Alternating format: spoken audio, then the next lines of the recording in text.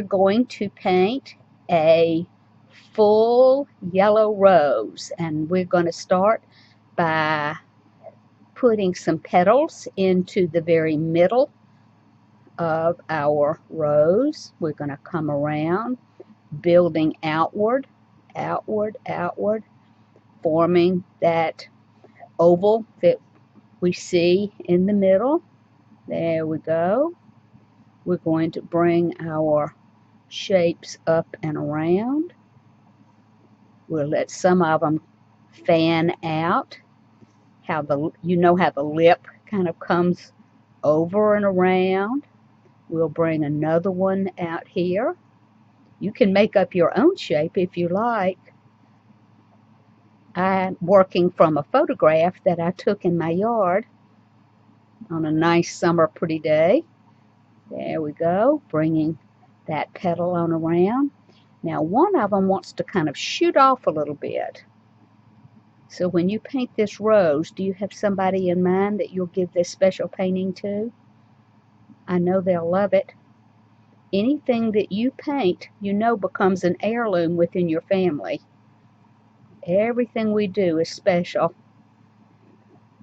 So I hope that you will always sign it and date it in some place so that your loved ones will know who you did it, who did it, and when you did it. And let's see, let's bring these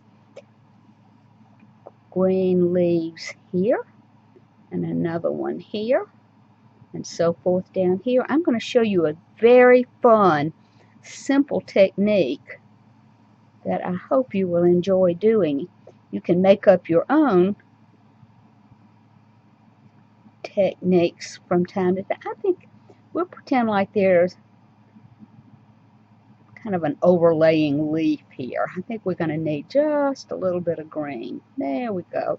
So I'm going to lift just that little bit right in there. That will be taken care of with our paint so it won't be a dominant look. Maybe let one leaf be sticking out from the back side over here. There we go. That's going to give us a nice balance. Now you're going to be surprised how quickly this works up. I said yellow, but I meant to say red. This is our red rose. I am so sorry. La la la. Silly me. Red is what I'm feeling at the moment.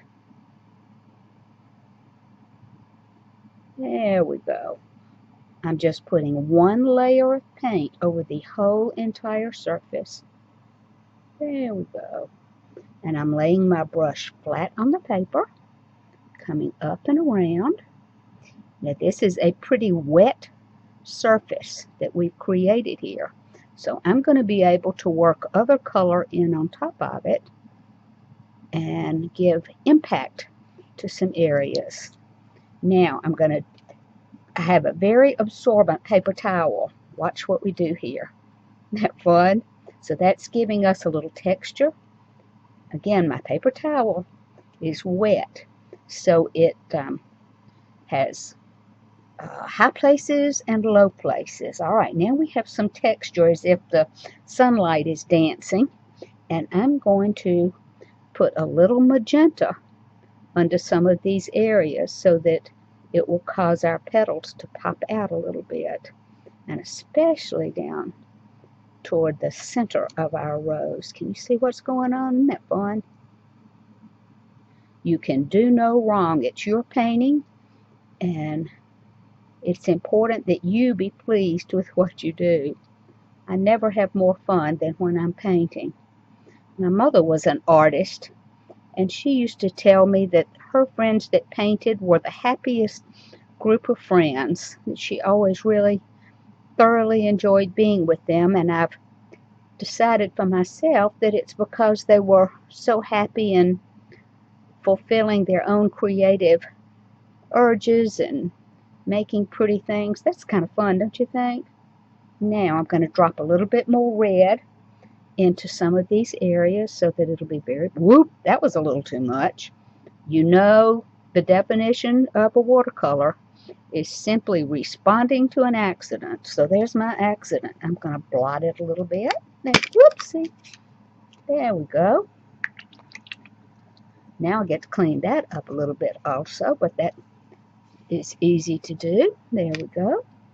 Little blob over there. I don't know if it's showing up for you, but it's showing up on my paper. I can see it from here. There we go. So on our red rose, a little bit more gusto, a little bit more impact.